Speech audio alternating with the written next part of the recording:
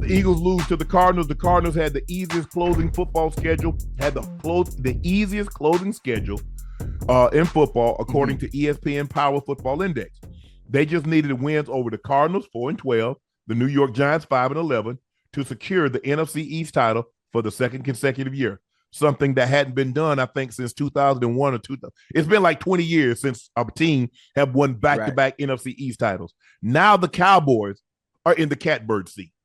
All they need to do is go to Washington, beat the Commanders, and they clinch the division, and they become the number 2 seed. Yeah. What happened to the Eagles today? Because I saw your tweet. Eagles fans, do y'all want to listen to me now? Are you going to listen to me now? Or do you still think Ocho, you remember I told him 3 months ago. Yes, we winning. You don't know what you're talking about. Yeah. Shut up, big mouth. You just hating. Okay, now I see, because what was happening, Ocho, I was watching the game very closely. And I'm telling what fans do. They watch as long as the team scores or they get a sack and they win, they're happy. But I'm looking at it with a finer eye. And I saw some things. I said, that defense isn't the same. I said, the thing is, they can't. I said, now, when Jalen Hurts started turning the ball, he wasn't bad at it. They turned the ball over one time, and Kyler Murray gave up a 99-yard pick six.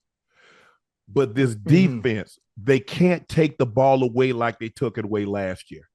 And they don't run the ball like they ran it last year. So when you can't possess the football, if you got a bad unit, and let's just say your defense is bad, and you can't run the football, you know what happens with 3 and outs? You put that bad unit back on the field. Yeah, on the field. They had the lead, and Kyler Murray went down there with ease and got a game-winning touchdown. Yeah, with ease. So now you're going to have to, you get a game. Hold on, you're going to be on the road. Yeah. Nah, they'll be a wild card, so they'll be the 4 seed. They'll be the 5 seed. Because only one team get a bye. The Cowboys win, they'll be the 2 seed. The Lions will be the 3 seed. And who's going to be the 4? 49ers is 1. They get the bye. Cowboys is 2. Lions is 3. And the Bucks. And the NFC and the AFC and the NFC South, the Bucks, the Saints, or the Falcons will be the 4 seed. So now the Lions are the 5 seed. Now, you feel pretty good, because don't you think the Lions can go on the road and beat the Bucks, can beat the Saints, can beat the Falcons? Right.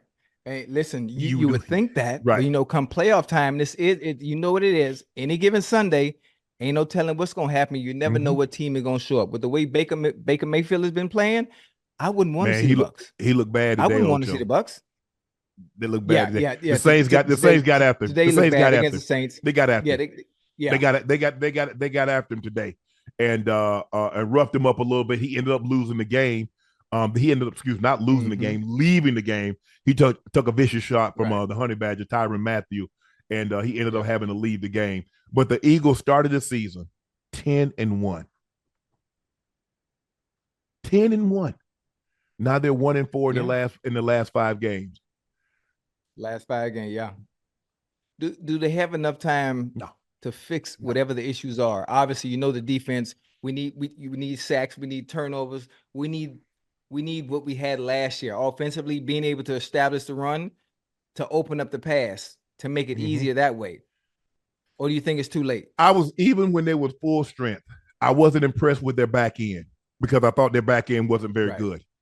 And now Slay is out. Their back end isn't very good. They miss Gardner Johnson, because he could take the ball away.